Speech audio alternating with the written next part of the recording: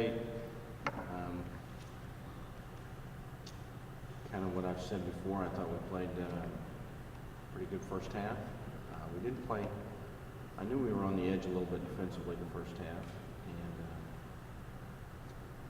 And, the third quarter we got a good drive to start, and the penalty kind of put us behind the chains, and the exchange of punts and punt return hurt us. And, can't play a good team like them at home and recover from that, and didn't get it done in the second half. I thought they played like defending champions, and I told our guys they would. And I didn't think that it was one of our better defensive games. It seemed to play a lot better. I think we tried to do too much sometimes. Big game, and sometimes we tried to do a little bit more than our job. Western is another good football team.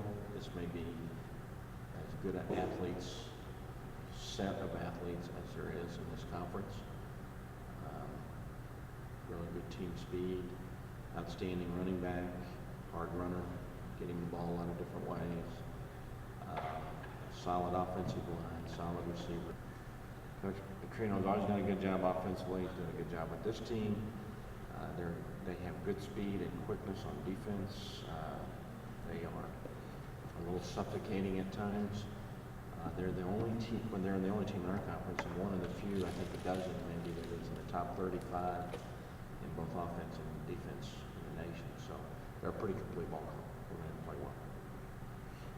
So many times the Trino team is pretty good by small, just because it's real offensive line, but do you think they kind of overshadow what they've done on defense? Because it looks like that Xavier Floyd with 7 sacks, 90 tackles, at least he's like a monster. Andrew Jackson, another linebacker, really, really good. That secondary is pretty solid.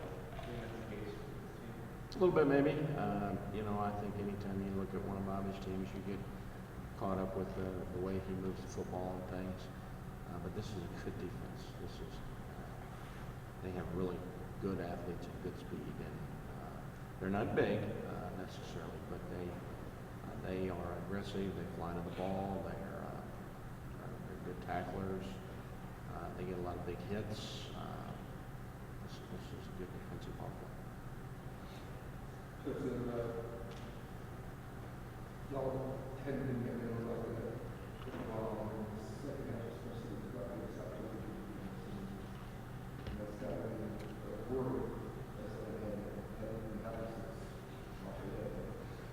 No, I think what we're finding out is what it's like to play the guys that have been Division I teams in the Sun Belt for quite some time. We're finding out what the barometer is. It's like I tell our guys when they go recruit, remember Lafayette. If they can't play for Lafayette, we need to think twice. And so that I think that has been pretty vivid in both the Lafayette and Arkansas State game. And the next two are probably going to be games very similar to that. Physical. Both of those games were physical football games. This is a good conference. As I take my initial swing through this conference, I become more and more impressed with it.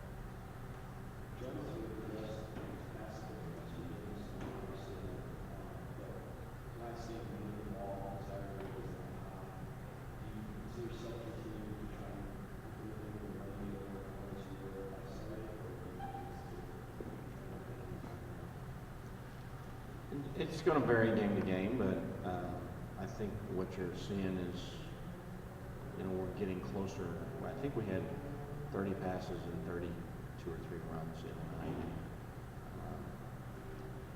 Somewhat of a degree of balance of, what we're trying to get done. And his growth is enabling us to do that more, to put him in those situations, and he's responding pretty well. He made a couple throws the other night. He got decked, stood right in there and took it, and stood tall and made the throw.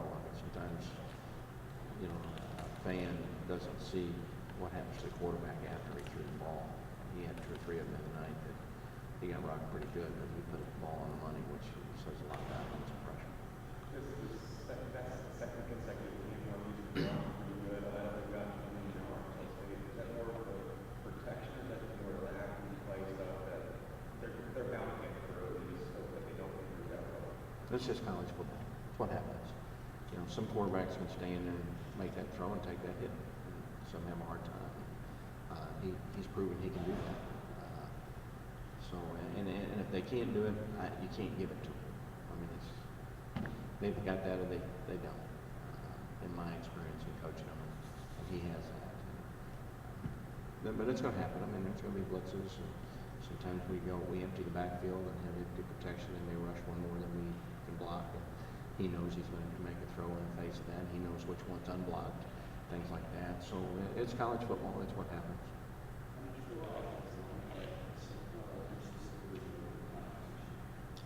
Devin had a decent game. I wouldn't say anybody. Well, in fact, let me take that back. Devin probably had the highest grade of all of them in this game. I don't know if anybody really graded out as high a winning percentage as we would have liked.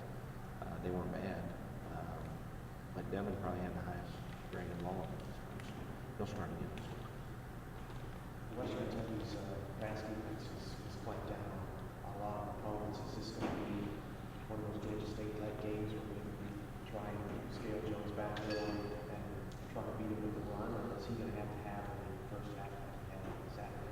No, we're going to have to be multiple. I don't think this team's too good on defense. I don't think we can.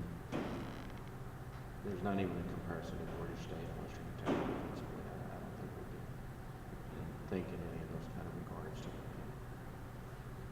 Western Kentucky's running back, Anthony Andrews, is watching some of the game this year. He's a guy that wants to run it over. He might have open field and he sees some running across, he might run to that and try to drill that and run over. Does that make it offensive sports to be more disciplined? You guys were last year, just knowing that your kid is going to be coming at you like Anthony Andrews is shifting to, so it's kind of a double-edged sword. Well, he's a good back, and he's not afraid to try to be the hammer and not the nail, but he's got shiftiness and pretty good speed too.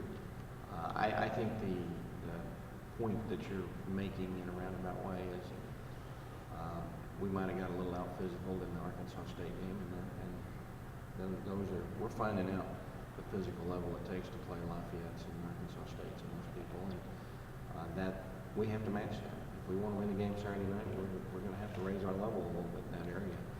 And same with Troy probably, but their offense is going to be a little bit different than that. But this game, Bobby runs the ball enough with Andrews that we're going to have to play physical on defense and offensively. There's no doubt that we're going to have to play physical. So what's the psyche of the team? Should be done better and have a start in the night. Well, we haven't practiced. We met on Sunday, and I didn't really practice. I just, because of where we are in the season, everything we after the field, we ran. It sworn us out a little bit with the blood flow, but we didn't practice. We had 3 games in 14 days and 13 days, so at the point in time where we were, I didn't feel like I needed to. And of course, I don't see him much on Monday, but I think it's fine. I tell them this a lot of times. It's okay to be disappointed after a loss. There's nothing wrong with that. But my message on Sunday at the team meeting was we don't have time for self-pity. We've got to move on. We've got another tough game. It's our seniors' last home game. I'd like to kind of comment about those guys. This senior class is kind of a unique, special group, I think. They've really been through a process, and I don't know if there are many classes out there in America that have gone through when you consider that here they are, they get a new coach, they get a decision that we're going to make a transition to a higher level. They live through a year where they can't compete for anything but the 12 games that they have. They live through the transformation of the stadium. We moved to the Western Athletic Conference, first year in FBS football for them. Most of them weren't recruited for that. And another move to another conference. And so in my heart and in my feelings that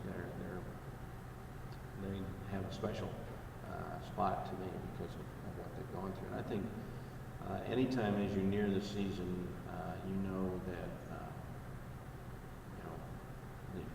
you've been through a lot with your seniors, and you always have, I think, special emotions about them. And I certainly do this group, but I think it's heightened more knowing and understanding what they've had to help this program go through, and the sacrifices and commitments and things that they've had to make to do this. And so my plea a little bit is for our fans to come out Saturday night and let these guys know, hey, we appreciate you and what you've done and what you've been through. I really hope the fans will be here for senior introductions and kind of let this group know how special they've been to this athletic department.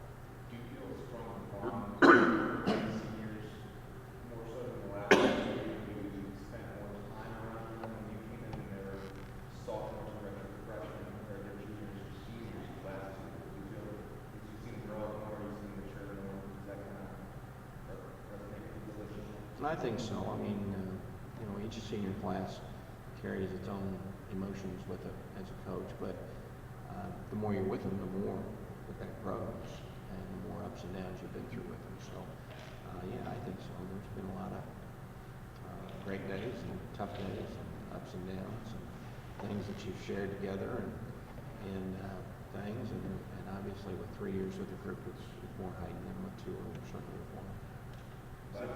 Last week you said that you felt like you just they played okay enough. Do you still feel like you felt that you guys should? Do you still feel this way? Well, a little bit. We're not quite in control of our destiny like we were going into last week, but we can't. We don't have any control of what's might be ahead. So we just need to go play and go after it and let the chips fall where they may. Is it a testament to those seniors in their work ethic that a lot of them are still playing significant time on the field now? It would have been easy for a lot of them to just say, look, this is what I saw. I think you said it well. I think you're spot on with your comments, and I think that's part of the separation of this group maybe from maybe a normal senior class that we'll have eventually. This has been I don't want to be redundant with you guys, but I've talked about all this process, and they've been in this process as long as I have. They've been in this process all the way from start to end. They've seen it transform. They've seen change. They've bought in. They've adapted. They've made change. I don't know if I could. I don't know if I could ask much more of these seniors than they've given. I'm sure I could go to an individual and, find something. But as a collective group, I don't know. They've stood up to the test of time. They've stood up to the demands of this process as well as they could. Some days that was victory, and some days it wasn't. But I've never been ashamed of them or anything like that, or disappointed with them. For the most part, they've tried very hard to represent this university in a great way. I don't know if you dwell on this a lot, but there's a couple of Big 12 teams not positive. That opens a couple spots. I didn't really have any kind of discussion about thinking about how many send up teams are ever going to get, and I know that too. And thinking about if we're not going to make it for Sure. I know Larry is in constant work on this. I don't think there are any moments during the day that he's unless he's tied up in meetings, that he's not thinking about this and working on it. And you know, I don't spend a lot of time on it, Steve. You know, Saturday night driving home, I checked the scores. I knew that West Virginia's loss was significant, TCU's and things like you mentioned. But to try to figure this thing out is impossible for me. You know, I'm gonna let Larry worry about that, and I'm gonna try to win games and try to take care of that end of it. That's pretty full time right now. Now, this is kind of related to that. It's outside of the team, but for the people who will make decisions on where Texas State goes in a bowl game, they may make that decision based on what they see, you know, in the atmosphere here on Saturday. How important of a component is that for where this team might be able to go this year? Well, it's always important. I think, you know, bowls need ticket sales. They need support. You know, if they're going to be able to meet the NCAA's demand and the financial commitment that they have to meet, they have to sell tickets. They have to have television revenue. They have to know their support. And this is our last and only really opportunity since we became bowl eligible to exhibit that. And we've got a great game, we've got a great team coming in, we've got all the components and everything there. So hopefully we'll show out well. How did they look on Saturday?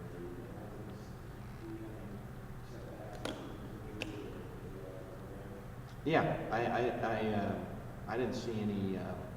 I think he was a little rusty, working through practice and getting past it. But once the game started, I thought he was okay. Now, our whole front six got out of their gaps a time or two that hurt us, and David was probably guilty of that. But it wasn't just him. It wasn't like his.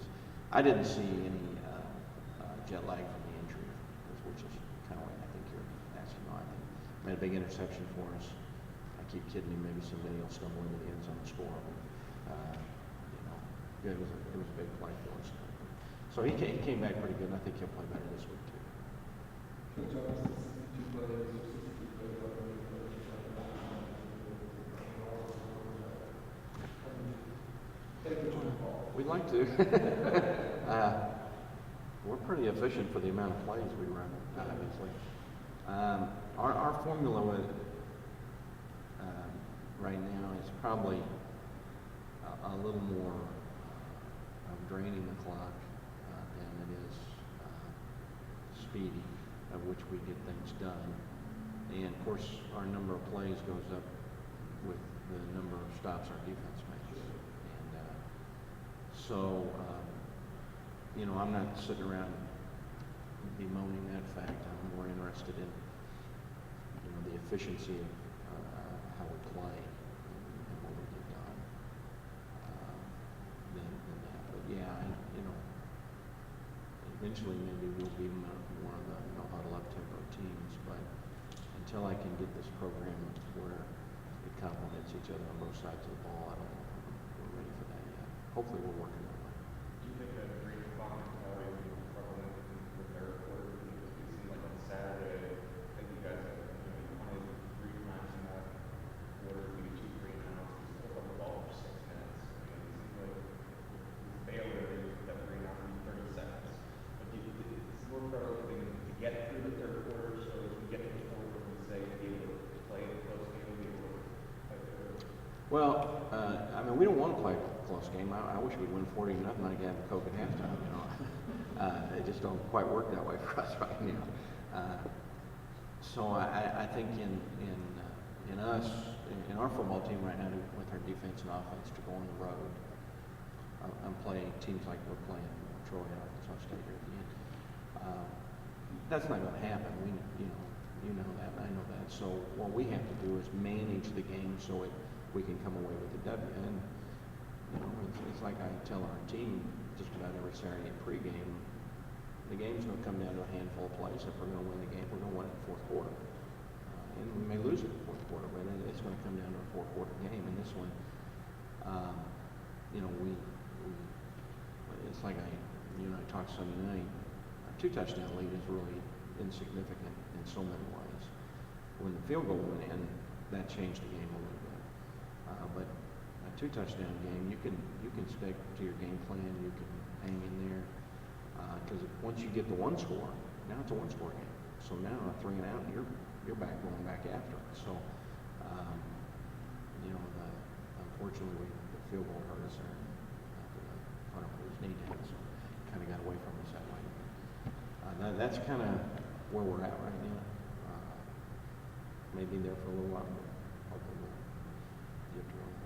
Coach, I've been looking at, I watched the second half of the game, and I couple of plays in the third quarter. After I feel like we kind of got another game over there. Yeah, that was. I still think the officials messed that up. Did it show anything like that on TV? Well, that's what I asked him. I said, I don't think you put the clock on the right thing because there was no reason for that. That was. I don't know. We need to take the blame for it, I guess. But I sure did not think the officials handled that little sequence right. But I didn't have any way to prove it or anything. Even Mike was saying on the headset in the press box, Coach, they didn't handle this clock situation right because we didn't. Nothing happened nothing happened that it should have been that way. I don't know what the confusion was, so I'm not quite sure how to answer your question other than we got to take the hickey for it because it turned out that way, but it did. Something didn't seem logistically correct through that sequence.